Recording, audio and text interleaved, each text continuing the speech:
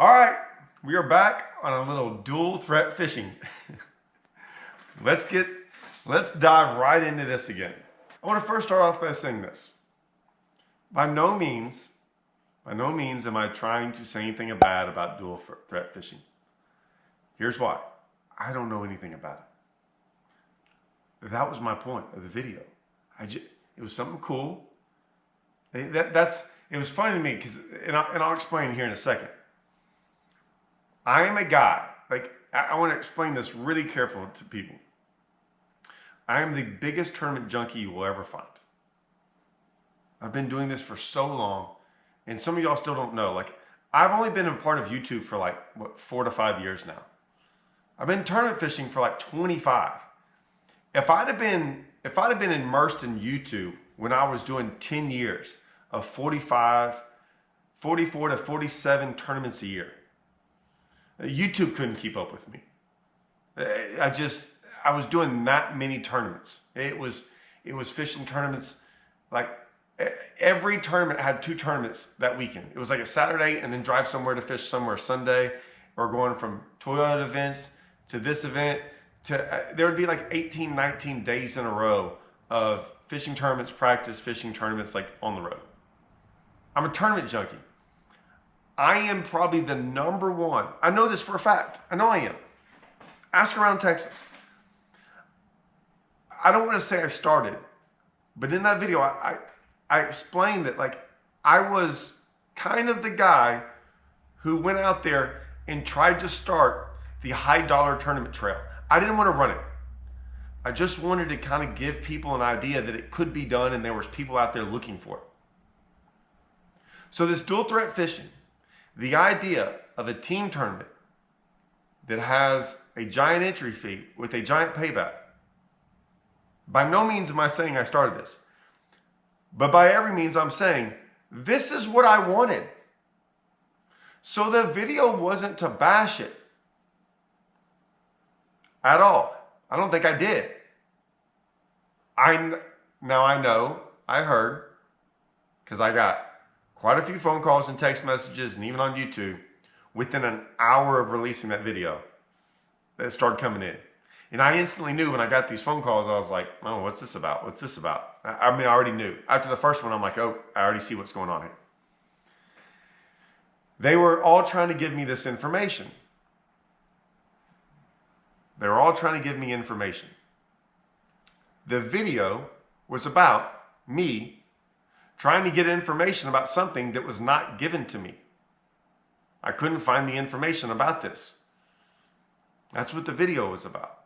I still think, and I know some guys it could get a little butthurt because this is something you're a part of or started something with and you have some connection to it, and it looked like it was something negative.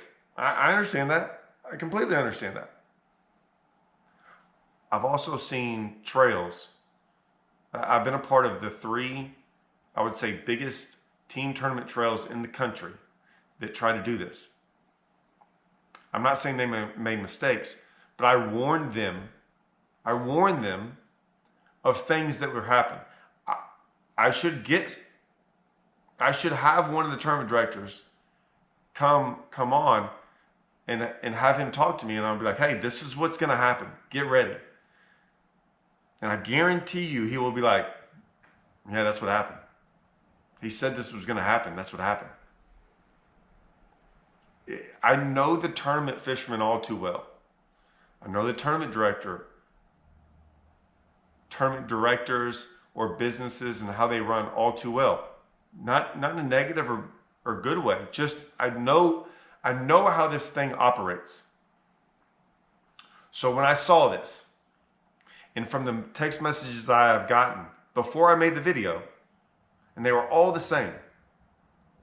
And even the text messages and phone calls I got yesterday about all this were all the same. Now, some people had a little bit more information, but the guys that were truly interested in this had the same questions I did. And they don't know them. They don't have the answers. Now,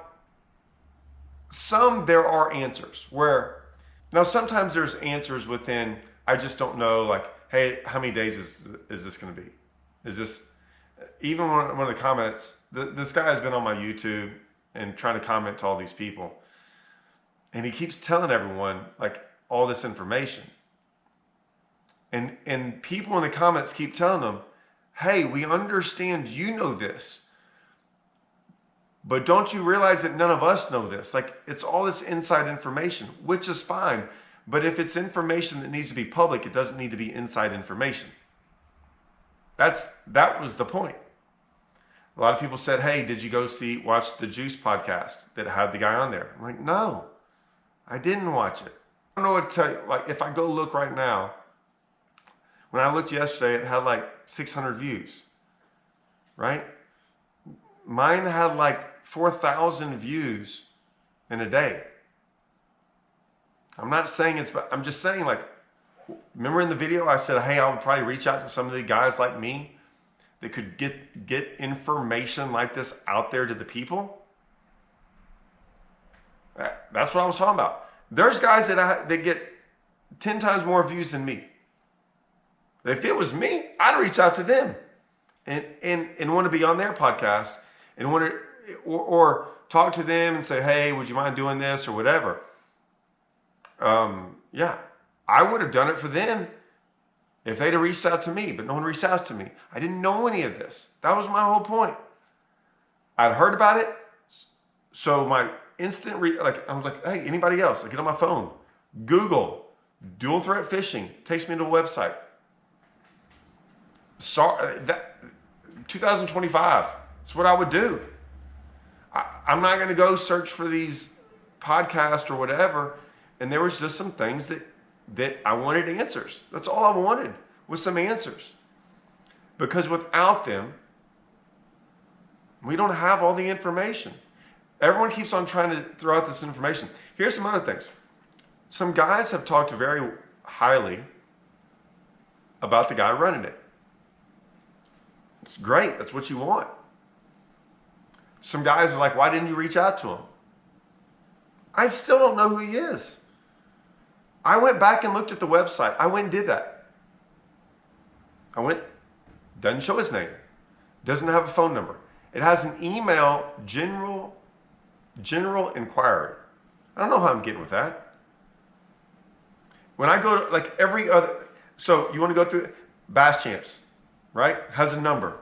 I can call Jeff right now. TTO, I can call Donnie. Outlaw Outdoors, I can call Clint. TXTT, I can call Mike Hastings. MLF, I can call Mark McQuaw. You want me to keep going? I can do this all day long. Bassmaster Opens. I can literally call the tournament director right now. It has his number and his information.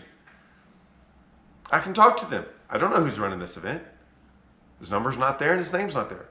To this day, I still don't know.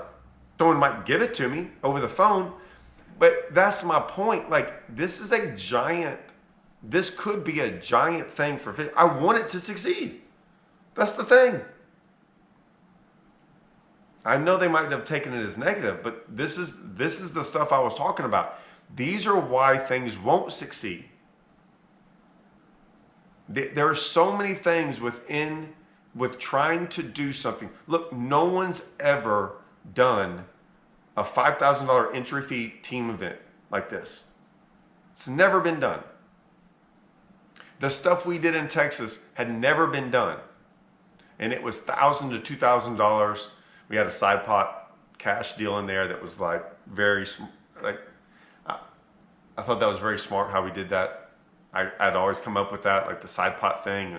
But that was a way to get it was a different deal. I don't want to get sidetracked, but we had things in place because we knew the obstacles it was going to take to get that thing off the ground. And the number one thing is people buying into it. NPFL, I mean, guarantee, if you go ask NPFL, go ask Brad Fuller right now. I haven't talked to Brad Fuller. Like, I haven't talked to him in a couple years. Ask him his number one, like I would go to him and be like, hey, what were your biggest obstacles?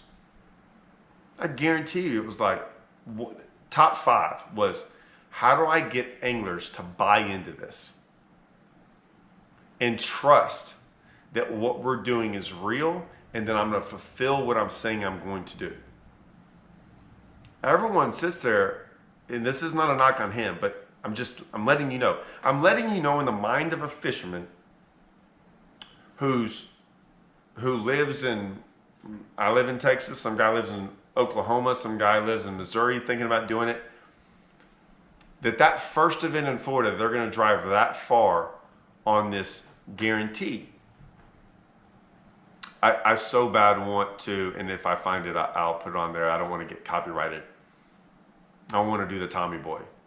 You know the Tommy Boy, when he's in there, he's like, you can stick a guarantee on a cow's whatever. Like, y'all know what I'm talking about. I wish I knew it word for word.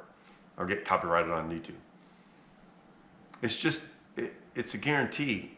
They all said that guy's good for it. He's like guaranteed, and it's all this construction money, and it's outside. It's outside money that's not, has nothing to do with fishing, that's going to be guaranteed payout. Guaranteed payout. Like, I don't want to say this, but I guarantee you someone's over here that is holding $100. Right there, I'm looking at him. Guarantee it.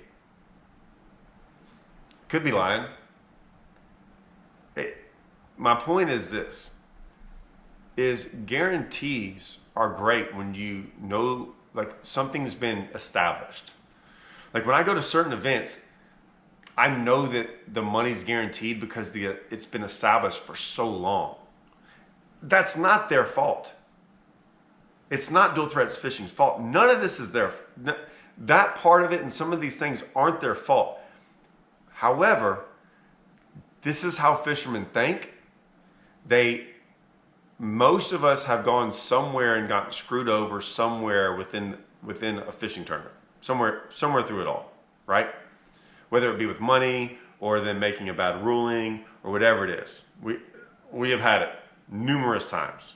So there's some trust in there, and there's a lot of money you got to trust that's going to be delivered. And so I'm hoping that this shines a light going, hey man, if you're going to do all this, there's a way to do it to maybe ensure a little bit more trust that it's all going to be, like that website was one of them. And like, now I found out that you have to apply. Look, I'm not, when I saw that the other day and I saw this application, that's like someone saying, hey, when you go past one of those little booths on the side of something, hey, apply for this credit card, and you're like, I'm not applying for that. And then I'm gonna have to freaking be on their email list and all this other stuff to find out all this information. I'm just gonna walk on by. Apparently, if you apply, then there's a phone call and they do it. Well, how are we supposed to know all that? I'm not applying. I didn't know if the application was for me to enter the event. I'm being honest, when I saw apply, I'm like, so in any other team trail thing, there's no application. What there is a registration. Now I do say it says application, but I was like, what am I applying for? Like, because it would have been nice if it had been like, hey, apply for this. This is what's going to happen. We will then send you a phone call. I find all this out from like YouTube comments from one guy is explaining all this. But once again, it's coming from YouTube comments on my own channel. So I now know, I'm sure I'm going to, after this video, 4,000 or 5,000, 6,000, 7,000, 8,000 people will now know. Or you could have just put that on the website. And that's all I was saying, is that's how to ensure some trust. Is like, this is such a big deal. You need to overload these people with information because it's going to be coming up. And here's why I say it's going to be coming up. It's July right now. We all start getting ready. ICAST, it used to be for MLF, that they would announce the schedule. So if you've already seen, like, BPT has announced their schedules of the BPT. And it will start going down. Like, BPT will be first, invitationals, and I'm sure Toyota's, BFLs, da-da-da-da. Bassmaster will do it, and Bassmaster's already working. They're already working on it. We already know this. And then the opens and things like that. For me, I'm just telling you how I do things, okay? I'm not saying everyone does it like me. I've always done it to where like Toyotas are like my number one thing because I make a lot of money in Toyotas and I like them and they're fun. And I think it's the best bang for the buck. So I instantly look at the Toyota schedule and go, boom, and I put those in. I'm going to be honest, next year, normally I don't tell people this because this is the way I look at it.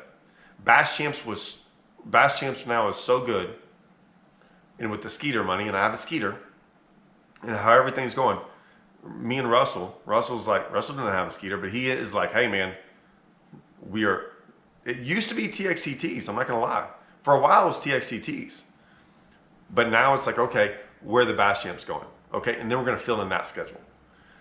And then it's probably going to be like TTOs. Now, it was Bassmaster Opens there for a while. And I'll still look at the Opens. And man, I might fish all the Opens next year. I don't know. If it all makes sense, I'll do it, like money-wise and scheduling-wise and location-wise. This year, I was going to fish the Opens. The Opens messed up tons of schedules. I don't mind messing up one or two here and there. But when an Open like conflicts with like every single one of them, and I explained that earlier in the year that the Opens conflicted with Toyotas and things like that. So I'm going to look at all those things and I'm going to put that schedule together. I'm throwing this out there because this is, maybe I shouldn't do it on this video, but here's the thing. I don't see, I could be wrong. I asked everyone who called me yesterday, I said, hey, who do you see from Texas fishing this thing? Like all of them. And everyone was like, they all said, man, I'm like, who would you pick first? They all said me and Russell. They're like, man, I would see y'all. And they're like, well, we'd also pick Wyatt because they had him on the podcast, but for that reason. But like, y'all are the guys that travel more than anyone else. I said, who else? And like one or two other names. I said, can you name 5? They're like, no. I'm not saying 5 won't do it. I'm just saying they couldn't pick 5 in the state of Texas that would travel and do this thing. From what I heard, and this is just all hearsay, so I don't know. They were like, hey, they're really looking at like some elite guys fishing, and BPT guys and all those things. And they're scheduling around those schedules. Well, I know some elite guys are fishing MPFL. And so those guys are going to pick that. Some of those guys might pick Opens because of the scheduling. Like guys that live up north, I wouldn't think are going to come down here and fish that thing. So you can kind of exclude all the northern guys. I would think, but I'm not too sure. So you got these other guys that might have to team up. And a lot of them fish Toyotas or fish invitationals or things like that.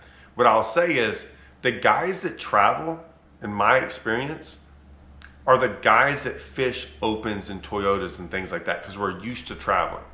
If they get nothing but elite guys and things like that, I think it's going to be hard. We saw with the NPFL. NPFL had a hard time getting those guys from day one.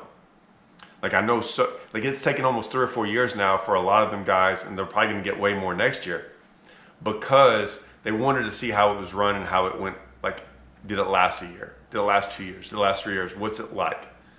You know, because they don't need it. Like even me right now, I like all this stuff, but to be honest with you, and I can go over the numbers and the way I look at it because of money, I don't need this right now. Just like I don't need the NPFL. Everyone's like, why don't you fish the NPFL? Well, I've made quite a bit of money doing what I do, and I'm not traveling as much and putting wear and tear on my boat, truck, and all that stuff and time away from the house. Then I'm able to make more money doing this. Granted, if I'd won an NPFL, that's different, but so far there's only been 5 winners. You know, it's a lot of money you got to put up. So it's a certain specific kind of angler you're going after when you do this. When we did it in Texas, I went after a specific angler. I knew the anglers. Like the anglers I talked to, almost all of them said, yes, I'm down for it. Because I knew which ones to go after. There could be a team tournament where 100 guys show up and I might maybe pick 4 of those guys. I'm like, those 4 would be the ones. The other 96, I already know them. They're not going to, they don't want to go travel around Texas and put up $1,500-1,800 bucks. Like I knew that. And so even in this dual threat fishing, there's going to be a select few of guys around each state. And then he's going to have to get elite guys and other guys. And a lot of those guys might fish. Like a lot of the guys I thought might fish it aren't even like team guys. They're like guys that fish opens and Toyotas that would like match up. But I don't know if those are going to conflict. I don't know. Once again, all that needs to be hashed out before January. I know there's a lot going on there, but these are the things I think about. I don't just randomly make a video like I did without any thought process in it. If I can make a video for 2 hours about this and explain and go, like when I've had meetings with these people, we go and have dinner for like 2, 3, 4 hours. And I talk through them of all the obstacles that they're going to come through. And we both like talk about like how fishermen are at. Like tournament directors and me sit down and we both go at like, I'm like, hey, so what do they all say to you? Because I'm telling you what they say to me. And we compare notes to a degree. Because they're all different. They all have different sets of circumstances and things like that. And so you try to figure out a way that incorporates them all, that they all want to go and do this, that it all makes sense for them. But for something to make sense, you have to have all the information. That's all I'm going to say. That's why I made the video. Like I said, I made the video because I want them to succeed. I think it's a great deal. I think it's, and let me tell you something. Some guys said this in the comments. It's better for TV. 100% team tournaments on TV are better. Me and Russell are talking through things and stuff like that. It's not as fake. And what I mean by fake is when you get a lot of, you get the guy. I made a video on this. I haven't released it. I don't know if I ever am. There are some guys on the elites and DPT and stuff. When you listen to them, I can't listen to them. I have to turn off because it's like they're making it for TV, like the way they talk. And I said this the other day. I'm like, man, when you hear guys truly talking to each other and talking it out in the boat, that's the stuff. Like that's the stuff you really want to listen to. Because at that point in time, they're not worried about the TV or the camera. They're just talking out, trying to figure out how to do this thing. That's the stuff that's good. That's the golden stuff. So I think this is better for TV. I really do. I think it's great. I think the idea is great. I just want it to work. Comprende?